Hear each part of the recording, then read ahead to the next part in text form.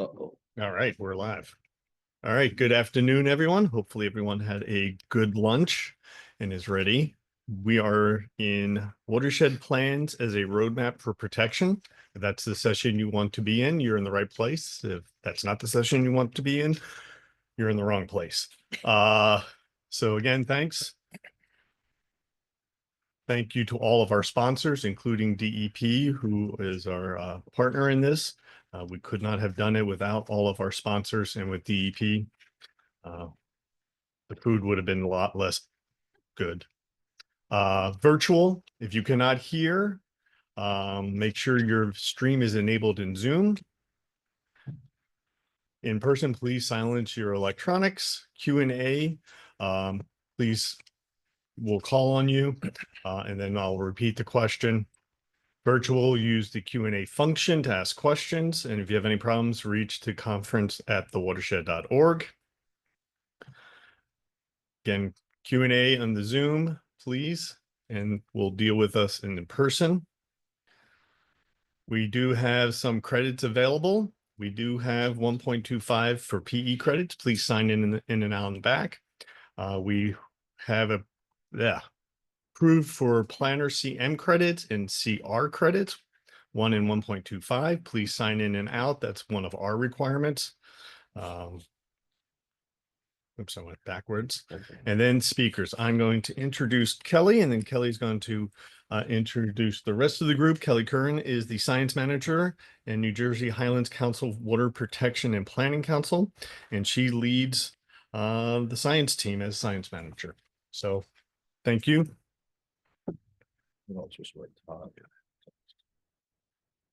Thanks, Mike. Yeah. All right, so our panel today is stellar, I would have to say. We have Dr. Chris Abrupta, and he's the director of the New Jersey Water Resources Research Institute, an extension specialist in water resources with Rutgers Cooperative Extension. That is one mouthful.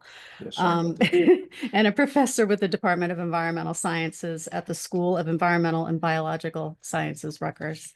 Then Kathy Hale we have is the Principal Watershed Protection Specialist for the New Jersey Water Supply Authority, a state-owned water utility that serves nearly 2 million customers. She has more than 30 years of watershed management experience in New Jersey, including work in the public and private sectors. And last but not least, we have Dr. Christy McDonald, and she is the Director of Science at Raritan Headwaters Association, which is the nonprofit organization with the mission of protecting and restoring watershed resources in the 470 square mile upper Raritan River region of New Jersey. And she directs a team of fellow scientists and conservation practitioners to monitor, study, and understand the impacts of land use and climate change on stream ecosystems, and to work with the municipalities and other partners to implement restoration and climate resiliency projects, including green infrastructure, dam removals, riparian buffer plantings, and habitat stewardship. Our full bios are actually in the program. So I'm going to give a brief introductory presentation. It's going to be on and off, I think, with the glasses. I apologize for that. Does anyone in the room not know where the Highlands region of New Jersey is? So everybody knows? Okay, because the Highlands Council is not the Highlands Coalition, which we get confused with them all the time. We are also not the Atlantic Highlands. Okay, so we have that out of the way. I'm going to give a brief. There we go. That's the intro slide. Here we go. The New Jersey Highlands region. A quick refresher on the Highlands Act. Back in 2002, a U.S. Forest Service study determined that drinking water for 70% of New Jersey residents was at risk from development. This study served as the foundation for the New Jersey Highlands Act, passed in 2004 to protect these resources. We actually just celebrated our 20th anniversary. We had a big event celebrating it just last year. The Highlands Act established the boundaries of the Highlands region and divided the region into preservation and planning areas. You can see in the green on the map is the preservation area, and the remaining in the tan color is the planning area. The Act directed the development of a regional master plan, or RMP, we call it, program to help municipalities that plan and a grant program to support these conforming activities. Finally, the act also created the New Jersey Highlands Council as the regional planning agency responsible for implementing all of this. Little known fact, which actually Mike mentioned, and a lot of people don't realize that the full name is the New Jersey Highlands Water Protection and Planning Council. The goals of the act are not only about water, but we also protect cultural, historic, agricultural, scenic, and recreational resources, as well as preserve the local character and economies. The region consists of 88 municipalities and 7 counties, split roughly equal between the planning area and the preservation area. Did anybody know that? 88 municipalities and 7 counties. It's a wide swath. We are currently working with about 70% of municipalities. It actually might be higher than that now. The affordable housing regulations that just came out have kind of pushed some of our towns to work with us on that, because we are for development in the smart way, not where it's, where it's impacting resources, right? So part of the reason for this success is that the council has evolved over the last 15 plus years to be much more flexible. We have recognized that no 2 towns or counties are the same and have tailored our approach accordingly. So the difference between the planning and the preservation area, which some people may not know, is in the preservation area, it's mandatory to conform with the act and the RMP. And in the planning area, it is voluntary. But generally speaking, development is more strictly regulated in the preservation area versus the planning area. This we've already heard multiple times this morning. Since natural resources don't recognize boundaries on a map, a regional approach is what is required. The more municipalities and counties we work with, the better we can accomplish our regional goals.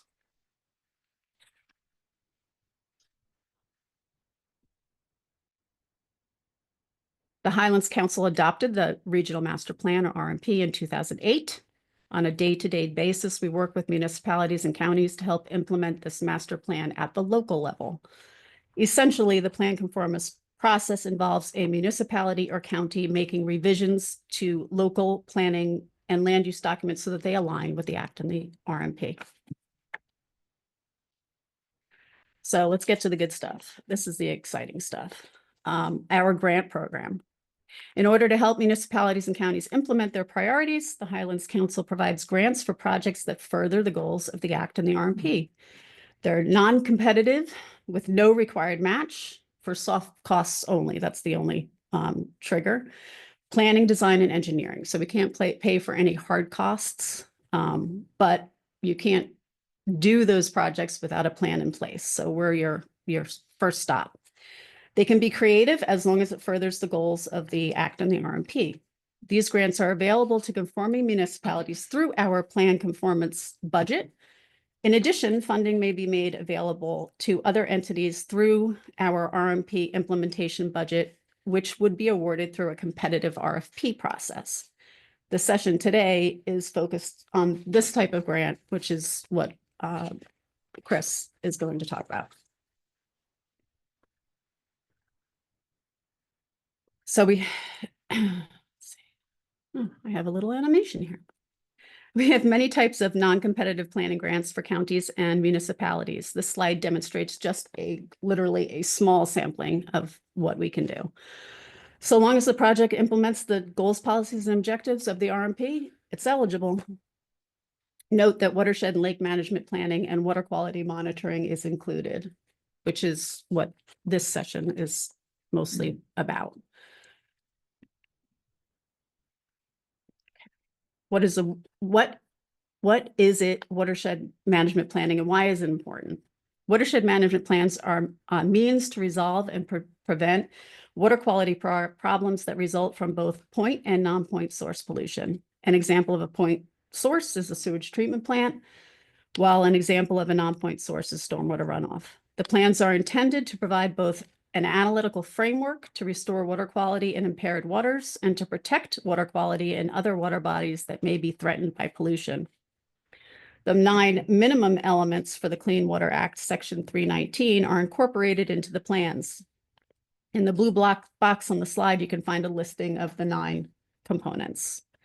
The plans provide a comprehensive assessment of pollution sources and a set of management measures to address them. For example, existing stormwater management facilities may be inadequate and send polluted runoff directly into lakes. Rehabilitation of these facilities, supplemented with installation of green stormwater management measures, may be identified as a potential solution, which you'll also hear more about in the other talks. Importantly, having an adopted plan helps to leverage additional funding that can be utilized for implementing specific projects identified in that plan. Think NJDEP 319H, Water Quality Restoration Plan grants that the DEP spoke about in their plenary. These grants can be a significant amount of money. These are just a few examples of specific projects that have been funded by the Highlands Council. Some have been funded through our plan conformance budget, direct to municipalities and counties, others through our RMP implementation budget, which I mentioned was through the RFP process. And today our group is presenting on the highlighted plan, at least Chris's portion is. That's it. That's all I got. Well, just that one, yeah. But no, you were involved in this one I should too. ask for more Wait. money, I think. Pointer, you were involved in that one too.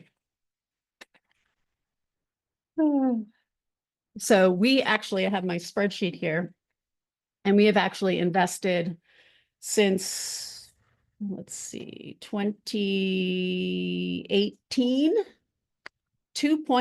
over $2.5 million in lake and watershed-based planning grants. It's not chump change.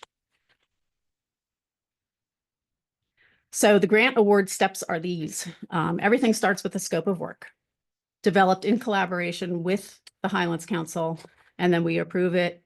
Request for proposals, the municipality or county, or in the case where it's the RMP budget, we would select a vendor. Grant award can be adjusted and broken down into phases. Everything is reimbursement based. The Highlands Council approves it at a council meeting, a regular council meeting. The project work is completed, and then invoices are submitted for reimbursement, and they're checked against the approved scope of work. So it's kind of a simple process. Free money, no strings attached, and it was integral our funding in plans that my colleagues are going to talk about now. So I am going to hand it over to Chris, who is going to talk about 3 watersheds in the New Jersey Highlands. Thank you. Oh, it's all spanned together. Okay, good. Okay, these are the watersheds I'm talking about today. So we got that grant from the Highlands Council. We're partnering with Kathy and Christy on this project, so it's not just me. We're looking at the South Branch, North Branch, and Lamington River, South and North Branch of the Raritan River, and you can see these are highlighted here. We do watershed management by HUCs. HUC is a hydraulic unit code. These are HUC 14s. It's a 14-digit code. It's how the USGS breaks up the entire planet into little watersheds and numbers because they're geeky mathematicians there. So you can see in the upper left, the pink one, that's the South Branch. There's 7 HUCs there. Part of 11 different municipalities are involved in that. Okay, so what we wind up doing is we do the analysis by these HUCs. And we do land use analysis, of course. We look at the 6 standard land uses here. And then we further divide this down later on. But you can see when we think about watershed restoration, really the land uses that are important are urban and agriculture. Those are really the only 2 that we can actually do anything with, right? The forest, there's not a lot of pollution coming out of forest lands, wetlands. The water itself doesn't have a lot of pollution. And barren land is on transition to either be forest land, agricultural land, or urban land. So we don't really pay too much attention to that. You can see here, here's the land use analysis by HUC. And we can see here's the urban aspect, lots of acres of urban land.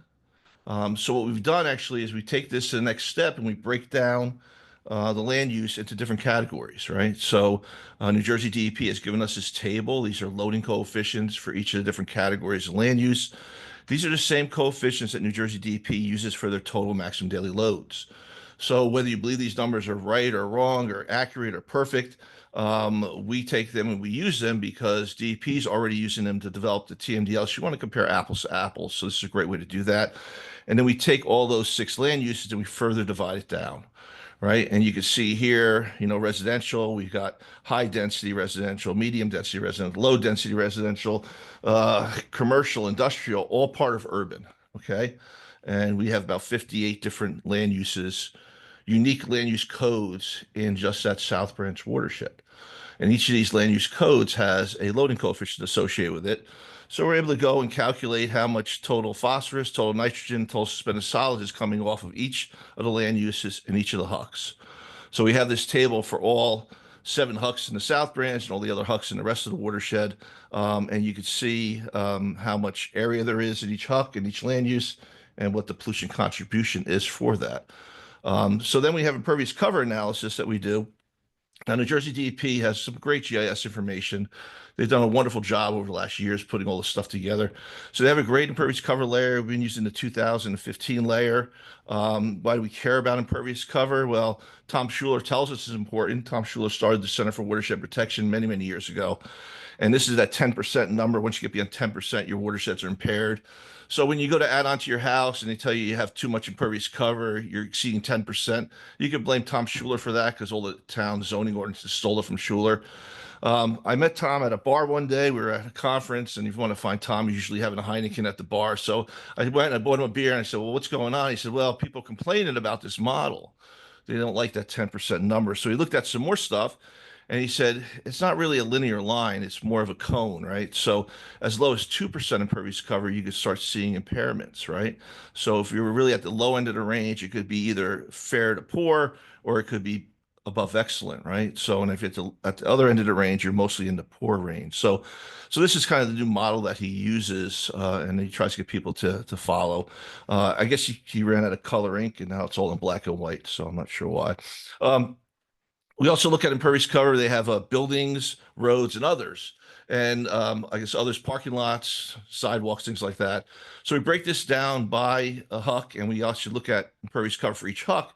And you can see on the bottom, 18.1% impervious cover, 17.2, 10.8, all above 10, right? So these are areas that we should be concerned about, that there's probably impacts to the waterways there, right? We have water quality data, we have TMDL, so we know these waterways are impacted. There was a TMDL done for this waterway requiring phosphorus and total suspended solids to be reduced anywhere from 60% to 84% from the agriculture and urban land uses, right? So I know we're supposed to be studying this by watershed, okay? But I've dealt a lot with the 564 municipalities throughout the state, and a lot of them really aren't that interested in watershed. They're interested in municipality.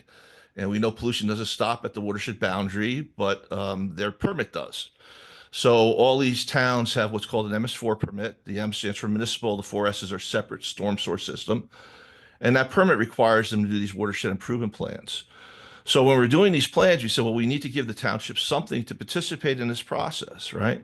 So we're going to give them information that they can use for the watershed improvement plan. So I'm going to show you some stuff that we have done. Now we're switching over here. This is the Spruce Run plan that we're doing with Kathy right now, New Jersey Water Supply Authority. And you can see here in red, there's the 4 hucks in this plan. And this is Lebanon Township. So 3 of the hucks are portions in Lebanon Township. And we could go to this slide here and we see the ones in the peach in the center. Those are in the south. Those are in the Spruce Run. The ones in neon green are in the South Branch. So we're trying to figure out, okay, can we take these plans that we're doing for towns and put them together? Okay, so for each one of these hucks, we do a land use analysis for the town. Okay, so we look at the land use and then we calculate loading coefficients. So we have this in a dependency in the report for the Spruce Run plan, for the South Branch, for North Branch, and for Lamington River. So when a town comes in, they want to participate, say, this is what you're going to get out of it. And you could take this and roll this right into your watershed improvement plan. We actually gone ahead and done the impervious cover analysis for you too. Okay, that's part of the requirement, right? So we can see that, and we've broken it down once again by huck, and you can see here, we have roads, buildings, and others. Why do we care about that? Well, we think about management processes, right? And we say, well, let's think about doing maybe a program, a global program throughout the watershed. We'll get ANJEC involved or the Highlands Coalition involved, and we'll say, hey, let's come on, do something. We try to get homeowners to put in rain gardens, right? So what's our target? Well, let's target a quarter of the homes in the watershed, and let's target getting 1/4 of the rooftops. Well, we know how many acres of rooftops that is from here. We can actually figure out how much pollution we're going to be able to reduce by doing that, and kind of gives us a target to do that. The other thing we've done is we looked at detention basins, right? So not just detention basins, but all stormwater facilities. There's two databases: a database that Rutgers created with the soil conservation districts, and they put in all the data from the districts into this database. Very incomplete database, does not have all the systems in there. There's also a land use layer that DEP has, and one of the land use codes is 1499, which is stormwater basins. So we can actually pull those out. So we pull all that out. We pull everything out of this other database that Rutgers did with Soil Conservation District, identify where all the basins are. We actually go and see the basins, drive by them, look at them. We classify the basins as a couple things. Are they a detention basin, your natural basin that goes dry between storms with the grass bottom? Are they retention basins or wet ponds? Are they naturalized or bioretention basins maybe? You know, are they detention basins that just been grow wild and probably do a better job of infiltrating water? Or are they retention ponds with buffers around it, which is also very important. So we identified here in this watershed, just two basins in this watershed, and we have the owners, the addresses, and both of these basins are already naturalized. So there's not a lot I could do here. Okay, so but if I'm looking at reducing phosphorus, a traditional detention basin will reduce about 20% of the phosphorus load. A naturalized one or a bioretention basin gets you as high as 60%. So that's one way to increase your phosphorus reductions by changing the basin. That's a pretty easy thing to do. The next thing we do is we look at farms, right? Farming is a big issue. So we have something called Q farms. These are parcels that are tax assessed as farmland. And you can see them all here in the orange, right? So we do this for the entire township as part of this thing. Even though these hucks aren't in the Spruce Run watershed, we're still doing it for the town because we want to give this to them. And we have a table showing all the farms in it, the Q code for the farm. Property class is property classification. 3Bs are all farmland, right? The owner, location, all that's in here. And then we break it down by the farms that are actually in the study area. So in this case, we're looking at the Spruce Run watershed. So we went ahead and said, well, okay, so this is the farms, but is all this land really being farmed, right? Is all this being row cropped or hayed or whatever? So we do a land use analysis of the farm and we find out that a lot of it's not being farmed, right? So we do that quick analysis and we came up with this table. So in the study area that we're looking at, there's 1,524 acres of agricultural land use, right? The Q farms total 3,733 acres of Q farms, right? So, but in those Q farms, only 1,125 acres are actually being farmed, right? The rest is forested, wetlands, housing, whatever. So the question becomes, where's the other 400 acres, right? And a lot of times, some of these properties, maybe they're farming the property, but they don't have farmland assessment, right? So that could be an issue. A lot of times, the farmer is leasing property next to them and farming that property, and they don't own it. And when they did the aerial photograph and they flew this over and they did the land use, they identified it as agriculture. And that's why it went into 1,524 acres. The next thing we do is we actually look at this from an aerial photograph, try to figure out where the streams are going through farmland. And we try to identify which type of farming is happening on each property, right? So we'll go drive by and we tell my students not to trespass, but then they do, and then they get in trouble, and farmers come after them with shotguns and stuff. But it's not often, just once in a while. We think about farmland, we think about row crops, we think about hay, we think about animal agriculture, and nursery is the other one we look at, right? So we come up with a table of what can be done in each of these farms. So if it's a row crop farm, they're growing vegetables or any kind of row crop, they could put cover crop down. Corn, that's one way to have crop over the winter, stop from soil erosion.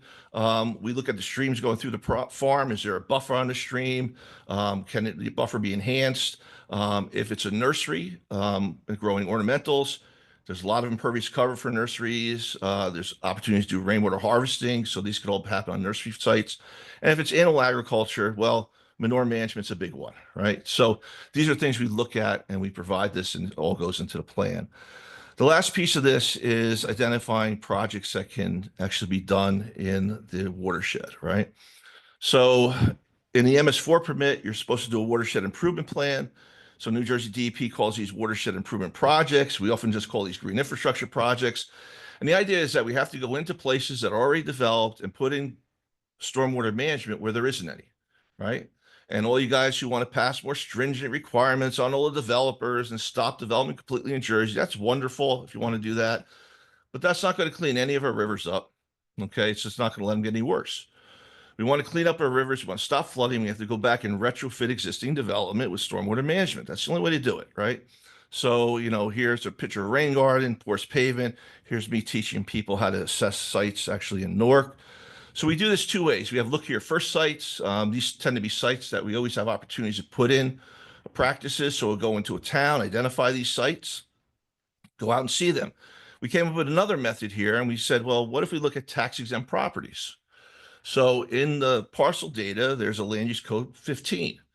15A and B are school properties, C is public property, D is churches and other charitable properties, E is cemeteries and graveyards, and F is other tax exempt properties.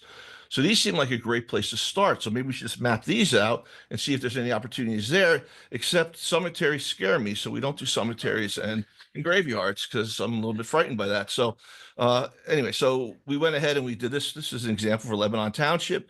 We mapped out all the properties, all of the 15 classification properties. We have all the information on them, lot and blocks, very important, location, owner, and what type of facility it is. High school, schools, whatever it is. And then we actually went ahead and just looked at the ones in the watershed that we're studying. And in that watershed we're studying, we identified several that we can actually retrofit with green infrastructure. And those have the stars next to them. Voorhees High School, great opportunity. Bunvale Elementary School, another great opportunity. So these are the ones we're going to focus on, right? Now we have a map that shows all the sites in it for the entire watershed that we're studying. This is the Spruce Run watershed. And then we have a figure for each one of these. So this is the Lebanon Township Memorial Park. It shows a rooftop and a roadway where we put rain gardens to treat it.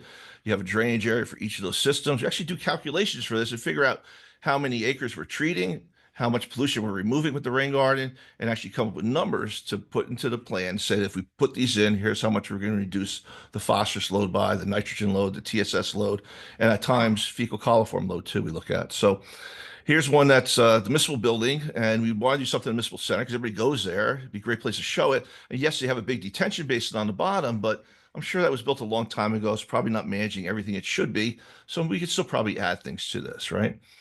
So now up to now, we're just talking about water quality, right? And that's the issue. Do towns care about water quality? Yeah, a little bit. What do they really care about? Flooding. How do we stop flooding? How do we stop localized flooding? How do we stop the hurricane flooding? So can any of these projects actually be used for also flood control projects, right? So we start thinking a little bit about that. Can we do something like that? So this is one site we found, a church, and we do a lot of churches. I'm getting older. I want to get into heaven, so we're trying to do as much churches as we can. All different kinds of churches, right? So when I get to the pearly gates and they say Muslim was the one, oh, I did one of those. Okay, great, you're in. So that's what I'm hoping for. So this one shows a rain garden and some porous pavement. Porous pavement's in orange, taking the parking lot runoff, and together they'll manage about the 2-year storm, about 3.3 inches of rain. Not a lot, right? What else can we do here, though? If we look at it a little bit more thoroughly, it's about 1.3 acres of impervious cover. That's the building, the parking lot, that's everything on that lot, about 1.3 acres, right? If you look at the 100-year storm, not the 100-year storm today, but the 100-year storm that's going to occur in the year 2100, it's 11.4 inches of rain over 24 hours, right? That generates about 400,000 gallons of runoff. How can we manage that? Well, you can put that in a pond, in a basin, right? 150 feet by 150 feet, 4 feet deep, really nice bathing area, taking up a lot of the property from the church, probably where they have their events and everything. So probably not a good thing, right? The other thing we could do is put it under the parking lot. So when a parking lot needs to be repaid, we can go in there and say, listen, we'll repay the parking lot for you for free if we can store stormwater underneath it and stop flooding, right? So we can use systems like this where we have rain gardens on top and storage underneath, or we can go something a little bit more detailed where we have much more storage underneath and manage a lot more water and hold a lot more water. And then we can get these systems where we can put a gate on these systems. And you've heard of AI, artificial intelligence. My students use it all the time to write their engineering ethics essays. We were thinking, well, could we use that? Could we get a program that this system talks to the river? So there's a gauge on Spruce Run, and when the gauge goes to a certain level, it tells us that, hey, the gauge has gone down, the river's gone down. You can start releasing your water. It starts releasing water slowly. If the river comes up too fast, it closes the gate, right? Talks back and forth. Not just one system, 10 systems, 20 systems being all released at the same time. So the problem with our stormwater regulations now is we only control peak flows. So we get a 100-year storm occurs over 24 hours. The peak occurs at about 12 and a half hours of that storm. When we hold that water in the detention basin, any kind of system, we let out slowly, we release that peak around 14 and a half hours. The storm's still going on. The storm goes on for 24 hours. By the time the storm ends, we've already released 85% of that water in most cases. That's on its way downstream, on its way down to Manville to flood them out, or Wayne or Cherry Hill or wherever it's going, you know.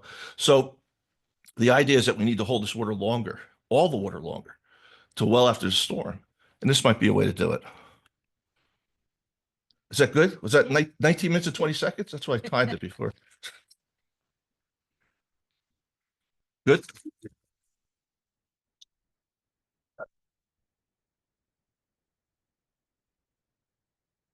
All right, I'm with Kelly. I'm going to be the glasses on and off so that I can see you and see my notes at the same time in the slides. So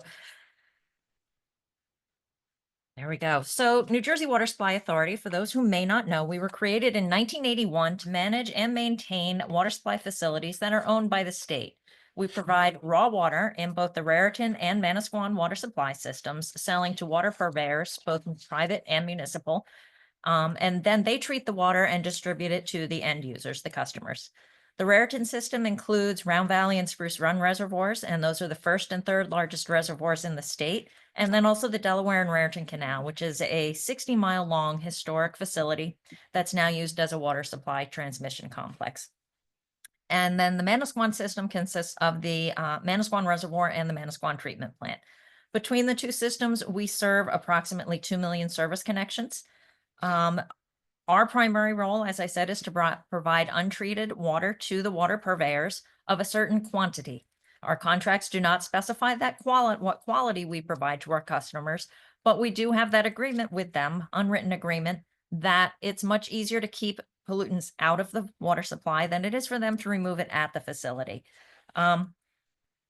We maintain the dams, the pipelines, the water supply infrastructure, and then we have a watershed unit, which is where I'm based. And that was formed in 1999 with Dan Van Avs, who's sitting out here right now. And we work with different stakeholders in order to develop source water protection projects, which sound an awful lot like watershed restoration projects and also resiliency projects. So source water is just water from the rivers, streams, reservoirs that is treated and then used for drinking water purposes. And according to the US EPA, the leading cause of source water degradation in the US is non-point source pollution. So what are some of these potential contaminants? And we've heard a lot about different contaminants today. Some of the ones that we really focus on are nutrients, sediments, pathogens. Trash and litter can be considered these contaminants as well. We hear a lot now about PFAS. Cyanotoxins have come up a bit today, and they've definitely been an issue for us over the last few years. So source water protection is the reduction of threats to drinking water.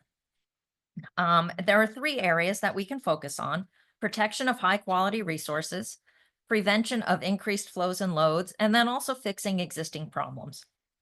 And I'm going to come back to these 3 components as I move through my slides. You can also see from this graphic that a source water protection plan looks an awful lot like the watershed restoration protection plan that Chris was talking about. We look at what's happening in the watershed. We delineate our watershed. We delineate different sources of pollution within the watershed. We engage the public throughout the process. And then we develop an action plan. We act on that plan. And then we monitor and evaluate our progress to see where we might need to make changes. Chris talked a little bit about how we can identify projects in our watersheds. We can use desktop reconnaissance, field investigations and reconnaissance, water quality monitoring, modeling, and then also using what we develop for our watershed protection, restoration and protection plans. And you can see a bunch of different types of things that we might come across out in our watershed. And sometimes, it's just you are out walking around and something appears in front of you and you say, oh my goodness, this is something that we really need to take a look at. Other times you have to kind of do that work and seek these projects out. So stream visual assessments are one of the tools that we use in order to help us assess the watershed and then also to identify projects. We use the United States Department of Agriculture Natural Resources Conservation Service Stream Visual Assessment Protocol 2 to assess locations in the watershed. And this is something we've been using at our organization, probably about 20 years right now. DEP does have a slightly different protocol that they use and that the watershed ambassadors use. This protocol looks at a set of indicators or criteria, including bank condition, riparian buffer size and quality, the presence of human or animal sewage, and then barriers to stream flow and habitat quality. We've used this protocol in each of our watershed restoration and protection plans, including the Spruce Run plan that Chris mentioned before. Each assessed reach receives a score that characterizes the overall health of the reach. It's not a monitoring tool, I should say, but it is an assessment tool. And in the graph up here, you can see the summary of the scores for the 4 main watersheds that drain to Spruce Run Reservoir. Fortunately, in this round of stream assessments, we didn't see any severely degraded stream reaches, but there are some that scored as fair that we can target for fixing those existing problems. And there are others that scored excellent that we can target for protection. Reviewing a watershed to look at areas where we can improve the riparian buffer or the area adjacent to the stream can also help us identify potential projects. We start with desktop reconnaissance, looking at aerial photographs to identify potential locations, and then we go out into the field and look at these sites that we can easily access. This is a great project for watershed ambassadors, interns, environmental stewards, environmental commissions, green teams. We've had all different types of people help us with these assessments. And you can see on the map above, so this is our pointer, yep. So we have the Spruce Run Reservoir watersheds here. This is Spruce Run Reservoir, that's Round Valley. And just to kind of put it in perspective, the green is Watershed Management Area 8. The kind of yellowish is Watershed Management Area 9. And then this is Watershed Management Area 10, the Millstone. And the areas that are shaded in are areas where we've started this riparian buffer needs assessment process. Some of this work was conducted as part of watershed restoration work, and other has been in areas that we know we need to work on. Once these sites have been identified, we can provide them to a municipality for inclusion in their watershed improvement plan or to other groups that are working in a particular watershed. Chris talked about stormwater infrastructure, and we've used this type of mapping to help us identify projects for a long time. We can do field reconnaissance, and as Chris mentioned, can also look at the mapping that the municipalities have done for their MS4 permits, the New Jersey Department of Ag hydrologic database, and then also the DEP land use. I've been fortunate enough to work with Franklin Township in Somerset County, outside the Highlands, but a great example, for many years now. And the Delaware and Raritan Canal runs through Franklin Township, and we know we have a sediment issue in the canal based on observations from the purveyors. So using information from Franklin Township, we've worked with them to develop first a restoration plan for the canal, and then also to develop projects as we've moved along through this. The map over on the left shows the Royce Brook, which is another watershed that drains into the Millstone River, also near Franklin Township. Franklin Township mapped all of their stormwater infrastructure years ago, long before they were required to do so as part of their MS4 permit. But that's been very helpful for us looking at projects for the DNR canal. I'm not going to hit on this because Chris talked about this, and I know Christy's going to hit on it as well. But just to mention, there are 17 watershed restoration and protection plans that have been approved by DEP for the state of New Jersey. We're working on an 18th plan right now, the Spruce Run plan, and then I guess actually we'll have the 3 new Highlands plans as well that will add to that list. The DNR Canal Plan was technically approved as a restoration plan, although it does not meet the 9 minimum element format. Something I think it's also important to mention, Chris touched on this, are the total maximum daily loads that we have for a lot of our watersheds in New Jersey. These identify the load reductions in a watershed in order for it to meet water quality standards. And then the TMDL implementation plan also includes recommended actions. So here's the Spruce Run Reservoir watershed, and you can see the land use for this watershed. This area includes the Spruce Run, the Mahakaway Creek, the Rocky Run, and the Willoughby Brook. And these are the streams that flow into Spruce Run Reservoir and supply the reservoir.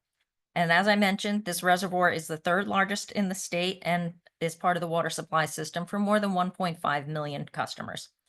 Over the years, there have been many different projects that have helped us identify projects to protect the reservoir and its tributary streams, including the Spruce Run Initiative.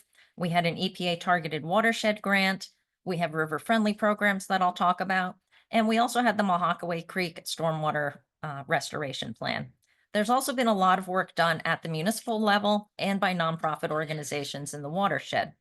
So this restoration plan will help bring a lot of that historical information together, along with new information that we've collected, to form a foundation for the Watershed Restoration and Protection Plan.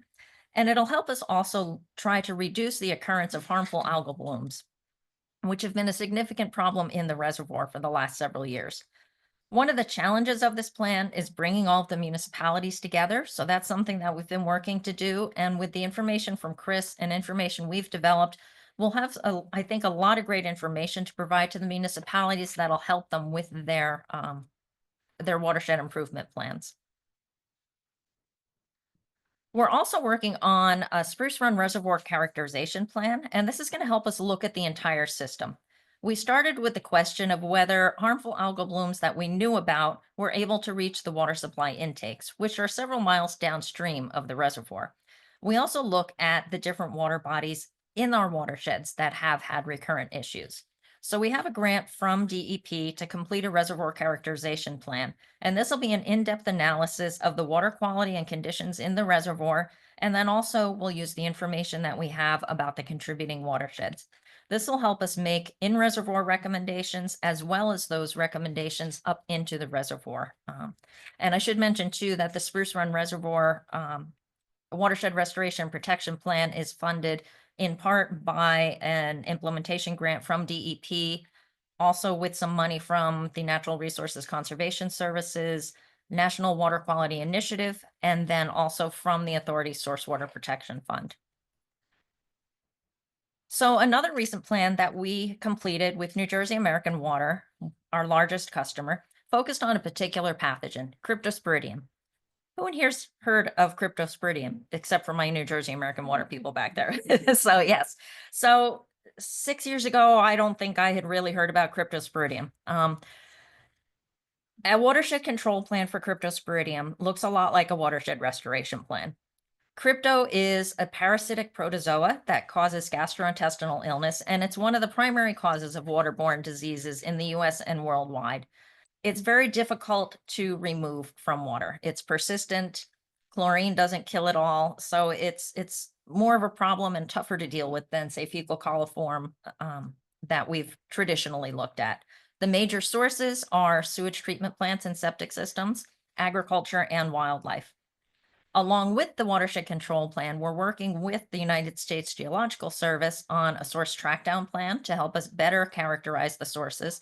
And then we're also working with the New Jersey Institute of Technology to develop a water quality model for crypto. So once you've identified your problems and your projects, what's next? Implementation, which can be fun, time-consuming, and frustrating. Our restoration plans focus on protecting high-quality resources, preventing new problems, and then also fixing the existing problems that we identify in our restoration plans, including excess flows, erosion, increased pollutant loading, degraded water quality, and harmful algal blooms.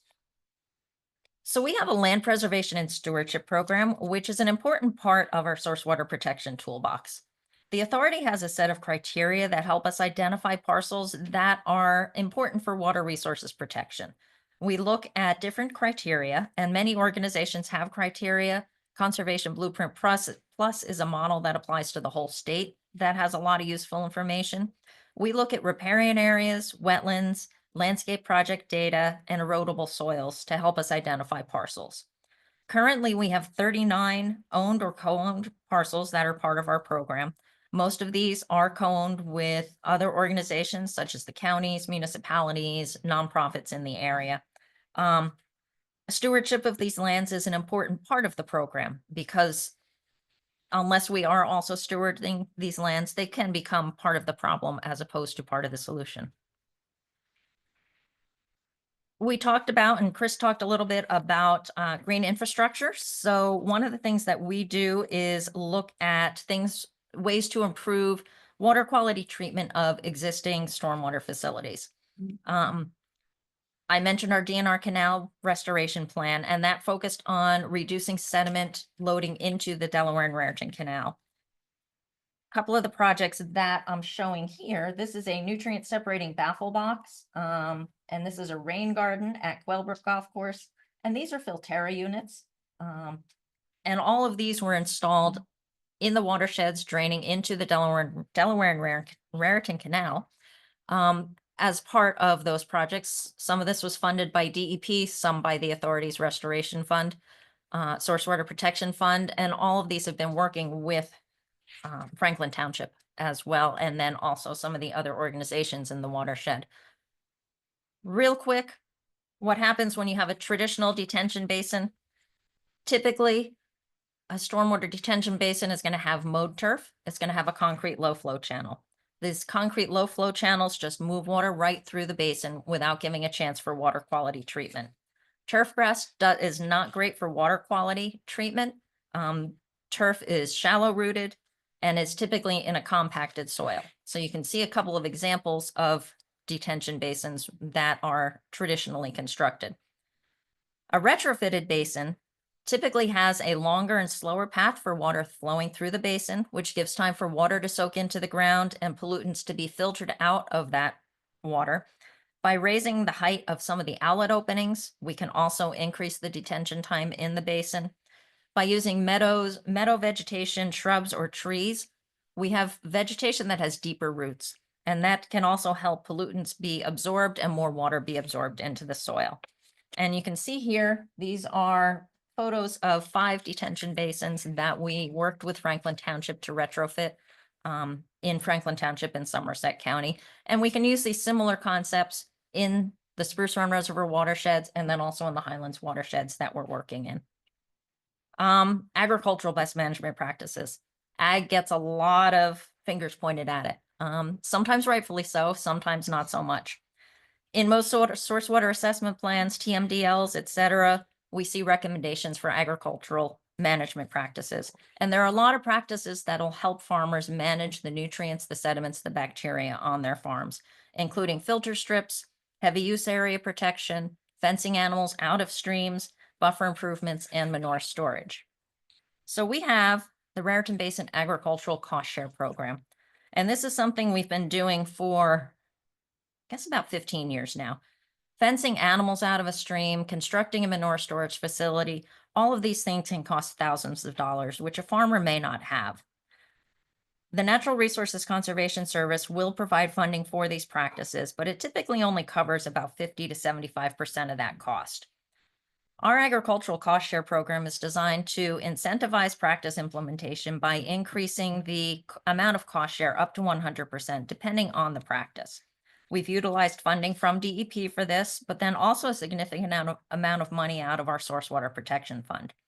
We have a shared staff member called a partner employee with NRCS who functions pretty much as an NRCS employee out of the Frenchtown Service Center. And he works with farmers to implement these practices and also to let them know that we have this cost share program. We've worked with about 30 producers through the cost share program. There have been similar programs in other parts of the state, the Wallkill River Watershed Management Group, Rutgers Cooperative Extension, and then also North Jersey RC&D have had similar programs. I want to briefly mention, there we go, our river-friendly programs. Here we look at better management of existing land uses, and we work with golf courses, businesses, residents, schools, and then we have another program called Community Partner for smaller facilities. We work with Thank you. With the Watershed Institute and with Raritan Headwaters Association to implement these practices, and they're voluntary programs. And there's information on all three of the organizations' websites about the river-friendly programs. Stream restoration is another tool to help us fix those existing problems. And the shots that I show here are from a project on the Mahakaway Creek that we did in Hoffman Park in Hunterdon County. Expensive, but I think it was worth it. Dan, do you agree? It was a stupid bridge. There was a stupid bridge, and we paid a lot of money for a stupid new bridge. But also, here's another way: we improved fish passage, also improved the vegetation adjacent to the stream, and we're at almost 20 years since it went in, and I think it's still looking pretty good. Repairing buffer restoration, fixing existing problems. The sites here are in the Highlands. The middle shot is on a property called Milligan Farms, which is in the Sydney Brook watershed. And it's a property that was preserved with Union Township and the authority. The watershed ambassadors have done a significant amount of work here to improve the riparian buffer. And then the picture on the right is another property on the Mahakaway Creek where NRCS provided money to the landowner to install an agricultural riparian buffer. Important to check in, monitoring and evaluation. How do we know if it's working or if it's not working so that we can make a course correction? We look at our baseline conditions, we set criteria for success, and these are important things to identify in your watershed restoration plan as well. And I want to hit on partnerships. And I think this conference kind of embodies the nature of partnerships. We can't do any of this work without talking to each other, without working with each other. And this list just includes some of the different organizations that we've worked with. And it's important to figure out who in your watershed are going to be your partners. And I have to, when I went looking for pictures for this, I have to point this out. So this picture is at the beginning of the Raritan project. Dan will recognize this picture. Harriet will recognize this picture. I went searching. So, and this is going back to probably around 2000 when we started the work. The authority started the watershed unit in 99, and we started the Raritan project work that's led us to where we are today. So I want to thank all of our partners who we've worked with over the years. And I'm looking forward to lots more projects coming out of our new plans. And that's it. Thank you.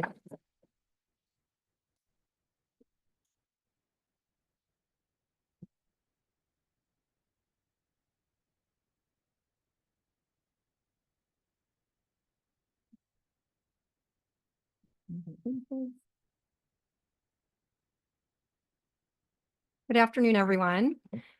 I am Christy MacDonald, Science Director at Raritan Headwaters, and I'm here to talk to you today about watershed restoration and protection planning as a wonderful conservation tool to protect water quality, also as a climate resilience tool, and to protect biodiversity. So there's multiple ways that watershed restoration and protection plans are important. Mine is the last presentation. I want to try to leave room for discussion, and I know we're running out of time. So I'm going to probably zoom through a few of my slides today because things have been covered by Chris and Kathy pretty well. But I want to talk to you about a specific case study, which is Bud Lake. It's a sub-watershed in the Highlands that we completed a watershed restoration and protection plan for in 2024. 17. And again, as just kind of echoing what Kathy said, lots of partners. I couldn't fit them all on the first slide, but want to really thank Mount Olive Township, where Bud Lake is located, the Highlands Council, Rutgers Water Resources Program was a major partner in this project and did a lot of the bulk of the planning work, and New Jersey Water Supply Authority, as well as DEP, who not only provided funding through the 319H grant for the plan, but also provided a lot of very helpful feedback on the plan itself. So I just want to really quickly let you know a little bit about Raritan Headwaters. We're a 501c3 nonprofit conservation organization. Our headquarters is in Bedminster, New Jersey, and we're focused on the Upper Raritan Watershed Management Area 8, and that is the work we're doing is really to secure clean water for future generations through targeted programs in education, science, advocacy, and land preservation. Here's our location. I'm not going to belabor it too much because I feel like we've been talking about the Highlands area a lot. This is our watershed region. It's Watershed Management Area 8. You can see it in pink here. We have Spruce Run here, Round Valley Reservoir, the north and south branches of the Raritan River, which then come together in Branchburg and flow down into the lower Raritan and eventually into Raritan Bay. Up here is Bud Lake. That is the headwaters of the South Branch Raritan River. And I should also mention, this is may not be able to tell, but it's a pretty big area. It's 470 square miles. It's a large area to cover as a watershed association. We have 35 municipalities that we work with, and it's in 3 counties. So as we know, and I'm pretty sure most of you in the audience know, we have inherited a legacy of land use change, creating a lot of impervious cover, and also agriculture, which has and with climate change has resulted in a lot of issues affecting water quality. Okay, I'm going to move on to talk about Bud Lake. Just a little bit of background. It's a 374-acre glacial lake located in Mount Olive Township in Morris County, New Jersey. It's located in the Highlands region. It's a Category 1 water body, so it has exceptional protections because it's got important ecological values. And it's also because as the headwaters to the South Branch, it provides source water for 1.5 million people downstream and outside of the Upper Raritan region. The watershed itself, which is in pink here outlined, that's the Huck 14 for Mount Olive, is 5 square miles. It's a nice and contained area to do a watershed restoration plan, and then to actually see how does it work? Is it working after we implement it by doing a really good monitoring program. And HABs are very common as well in the lake. Here's the land use, land cover. All of this was done by the Water Resources Program. You can see the red, that's a lot of urban. We don't really have agriculture in this sub-watershed, but we do have a lot of remaining forest and wetlands. So there's actually the Bud Lake wildlife management area. That is New Jersey's public land there. It's a bog that is on one side of the lake. And as we know, wetlands and forests are really important to protect if we have them left. But we also have lots of opportunities here for restoration through green infrastructure and river friendly and other programs. These are the 9 elements of the 319H funded watershed plans. You need to hit on all of them in order to receive funding for these plans. And I'm not going to really list every single one of them, but I just want to say the areas in black were covered by Chris Abrupta, his engineers, and landscape specialists at the Water Resources Program. And Raritan Headwaters really focused on the education and outreach components and the monitoring plan in red. So I put this together a while ago to kind of try to organize all the different approaches we can take to watershed protection and restoration, ranging from preservation. So we want to protect what we still have, restoration and stewardship. So areas where we've lost things, we can restore them through stream restoration, riparian buffer plantings. And then we have lots of other opportunities for best management practices, including the river-friendly programs, improving local ordinances, and other approaches. I want to mention that the Bud Lake Advisory Committee, it was a 20-member group of people that we put together immediately upon receiving the grant to conduct the plan. These 20 people are, sitting right over here, some of them. And then we had mostly people from Bud Lake, from Mount Olive Township on the committee that really were key to allowing us to develop a plan that is now ready to be implemented. So just a little bit of an overview of the plan. The plan is supposed to, with using green infrastructure and different stormwater treatment systems and best management practices, is supposed to remove 714 or so pounds of phosphorus from entering Bud Lake, which is significant given that phosphorus is a limiting nutrient and can contribute to harmful algal blooms in the lake. And there's other pollutants we're concerned about, but we use that as one of our targets. Street sweeping was one of and enhanced leaf collection were identified as a major way to reduce the amount of nutrients entering the lake and other pollutants. Also, here's a map of the lake. I didn't mention, but we do have Route 46 running just a few feet along one side of the lake over here. All these little red areas, there are 21 stormwater outfalls into the lake. So part of the plan includes installing manufactured treatment devices at each of those outfalls to address that. And then we have our wonderful green infrastructure projects that were identified. We have 11 that were identified in the immediate area around Bud Lake.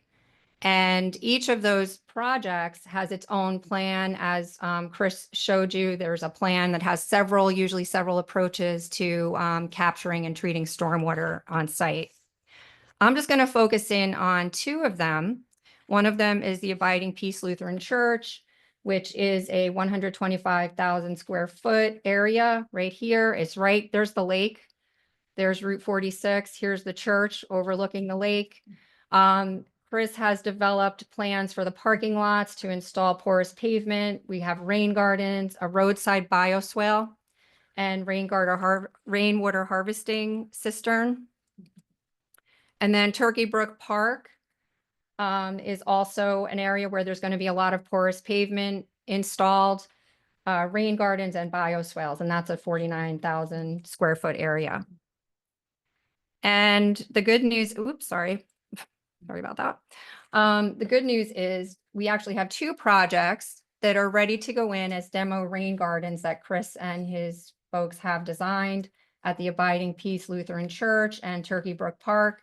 They're not in yet. They don't look like this yet. It takes them a while to develop. But once you install them, and they give them a couple of years to establish, they can be very beautiful and also provide wonderful pollinator habitat. It's nice to give these renditions to the people who have to install them, because some people are intimidated that this is going to take, it's going to be too much maintenance. But it's nice to give them that, to let them know what it could look like if they take care of it. We're pretty ambitious. 25% of the homes, we're hoping they're going to install a rain garden. 25% of the roadways will be treated with bioswales. And porous pavement, as Chris mentioned, when it's time to repave, that's an option that if funding is available, to encourage that porous pavement is installed.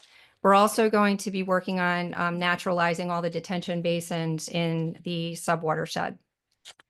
And floating wetland islands. I think these are one of the coolest things. There are 10 proposed for Bud Lake. So these islands have native vegetation, and they help to filter nutrients out of the water. So nutrients that do reach the lake, there's still a chance to try to remove them. But as I mentioned, there's lots of approaches to watershed restoration and protection. So we have the buffer plantings, and it's just Raritan Headwaters has a Woods and Waterways program where we are providing funds to partners, especially municipalities in the North and South Branch Raritan, to do buffer plantings along streams. And we are also an accredited land trust. So we really want to protect land if it's still available. So we often will partner to protect land. And all of these are recommended in the watershed plan for Bud Lake. Public outreach. I want to mention somebody very important to this plan, as well as its implementation, is Tracy Gordon. She's our municipal outreach coordinator. She's the one in the sunglasses, and Diana Galbus is next to her. She's one of our educators, and they're actually at a outreach event in Mount Olive Township Tracy made a rain barrel and painted Bud Lake's image on the front of it to try to promote the rain garden and rain barrel program that we're starting in Bud Lake. And she's also promoting the River Friendly program, especially among residents. It's a very densely populated area around the lake. So, you know, we all have a part to play in what we do on our property. Eventually, what we do on the land runs off into the water and into our streams and waterways. So this is to encourage people to participate in, you know, maybe doing some more best management practices on their own property. And we also do an annual community well test in Mount Olive Township where people get their water tested. A lot of people are still on well water there. They have their water tested and then they learn more about the impacts of different things that we do in the environment on their drinking water and what we can do about it. So Raritan Headwaters has a longstanding volunteer stream monitoring program. Here is an intern and volunteer doing some stream monitoring. We collect benthic macroinvertebrates, habitat data, and chemical data every year. We also have a Mayfly DIY climb station set up just below Bud Lake. So we are monitoring the water quality in the South Branch just below Bud Lake. And we use our data throughout the watershed at about 86 sites to develop a report card each year on the health of the watershed. So these colors are the sub-watersheds in the Upper Raritan. Here's Bud Lake's sub-watershed up here. It's yellow. Yellow is a C. So we have a lot of room for improvement in the Bud Lake watershed. And it's nice to have data to show success because when we want people to change their behaviors or spend money, put something into the budget to put in some green infrastructure, we need to show that there's an impact from that. This is a little segue to show we have many upcoming outreach events in Bud Lake to try to get more community involvement. That includes a rain barrel workshop. We can recruit new volunteers each year in our stream monitoring program. And we have a stream cleanup each year. And as I mentioned, the community well test. And then I want to also talk about a new phase of the project. Thanks to the New Jersey Highlands Council, we received a grant through Mount Olive Township to conduct a baseline characterization of Bud Lake, which is going to be a very extensive study to look at what are the conditions now before we start implementing all of these projects. So I want to mention too, this is Benjamin Harris. He's our watershed scientist. He's the project lead. And we'll be collecting data on the lake, the tributaries, and even the sediments. And this is going to help us to document successes in the project. And then funding, I mentioned already it was a 319H grant that funded the plan. But we also have New Jersey Highlands Council that's been funding a lot of they're funding the larger plan now. As we mentioned, regional planning is very important, and we have the entire Upper Raritan in the Highlands being planned. And then NJ Future is providing funds for our outreach. And we have a rain garden rebate program ready to go that we're trying to work to get people to participate in. Tracy's about to send out a large mailing with funds from NJ Future to recruit people to allow Chris to come in, design a rain garden on their property. And so we can start to get 25% of the homes covered. And there are lots of other funding sources. It's really going to be piecemeal implementing the project. But RHA remains very committed to seeing that happen. And I just want to thank you. I hope we have at least a couple minutes left for discussion and Q&A.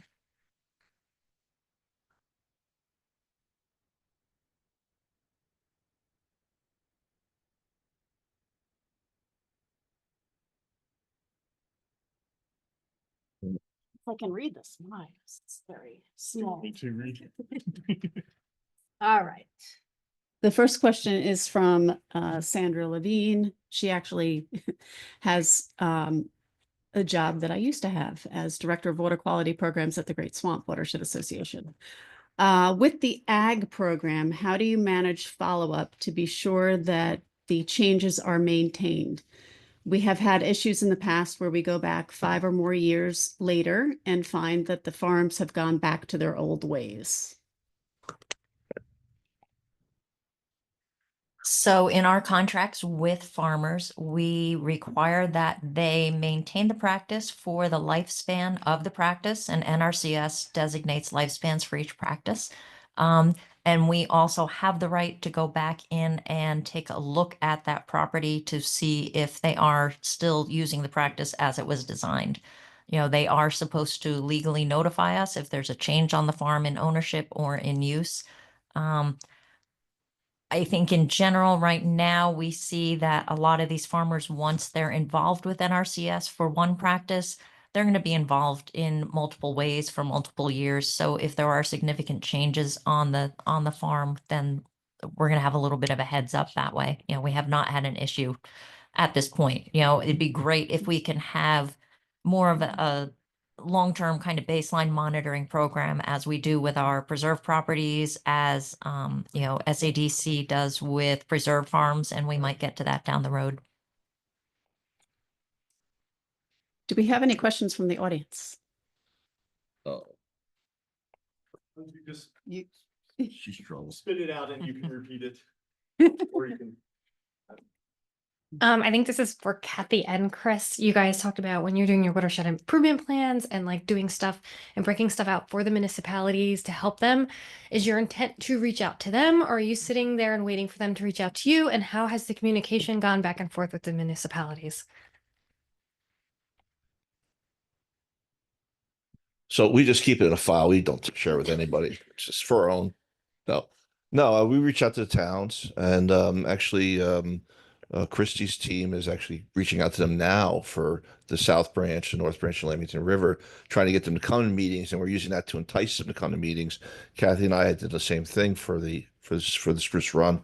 The other thing we're doing is we do have a program now at Rutgers. We have a MS4 technical assistance program. We have 4 engineers that we hired, one in Northeast, one Northwest, one in Central, one in South Jersey, to work directly with towns, help them on their MS4 permits. So that's a free service. People can contact us, and one of the first things we do is we do that assessment I showed you for the town and give that to them. That's the first step. So we're trying to get more of this information out so people can actually think about, you know, what they need to do. And we'll be doing, once we have another draft of the Spruce Run plan, we'll be going out to each of the municipalities to present the plan to them, to show them what the different projects that are recommended as well. Obviously, if someone comes to us, we're absolutely overjoyed to work with them because it means they're ready to take the initiative. any other questions from the audience? I thought I saw another hand. Or no? That was good. We explained everything. Just okay. This is more for Christy. In all your work that you did at Bud Lake, and you noticed, you pointed out that Route 46 runs all along that one side. Did you talk to or coordinate at all with the DOT on retrofitting any of their stormwater facilities, anything like that? And if you did you have any challenges? What was that like? How'd that go, Christy? That mic is live. Thank Very good question. Can you hear me? It doesn't sound like okay, you can. Yeah. Oh, I'm sorry. Yeah, that was the, so we did have representatives from New Jersey DOT on the advisory committee. And they participated as far as showing up, but we didn't really, they never came back with any kind of agreements to implement projects with us. We didn't really include those. Chris, do you want to address that? Because I think you have more experience with DOT than I do. Yeah, my experience with DOT is they don't care about any of this stuff. So unless they can get points for it or credit from DEP, they're not interested in green infrastructure, not interested in any of this. Now, having said that, several DOTs have approached me because they got audited by EPA for their MS4 permit and haven't done anything yet on their MS4 permit and got fined. And now they're coming to me and asking me for help with their MS4 permit stuff. And so we're trying to cut a deal, you know, let us put some stuff by Bud Lake. Maybe we'll help you with your MS4 permit, those kind of things. So, yeah.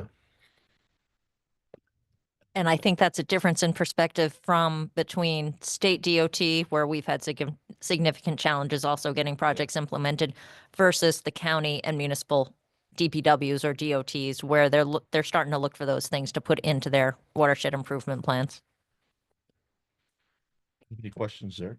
Let's see. There's one other from Victoria on Zoom. Are you aware that the NJEDA is about to roll out a program that helps commercial property owners to privately finance resiliency and clean energy? I don't even know Oh, who the yeah. EDA is, but if I knew Economic that- Development I knew that- oh, Authority. shit. Economic Development I was Authority. speaking gibberish, but okay, sure. Yeah, I don't, No, I didn't know. Thanks for telling us, though. Great resource. for Yeah. everything. Yeah. okay. That's All right. wonderful. No. One last question, anyone? All right, then I will do my last bit of required stuff. So all of the information, agendas, materials, recordings will all be up on Zoom. If it's not there now, we'll be there in minutes. Please sign out of the session. I belatedly put the PE forms out back. So if you are a PE and you want PE credits, please grab the form, fill it out. Please leave it here or on your way out today. Return that to us no later than February 28th. And then at 4:15 at the networking and refreshments, Dean Sean Stollis, Vice President of Student Affairs, will have a brief set of remarks. We'll have a little bit of refreshment at the end, so stick around. So thank you very much to the panelists. I learned a lot, very informative. And all right, we have 14 minutes to the next session. Thank you, everyone.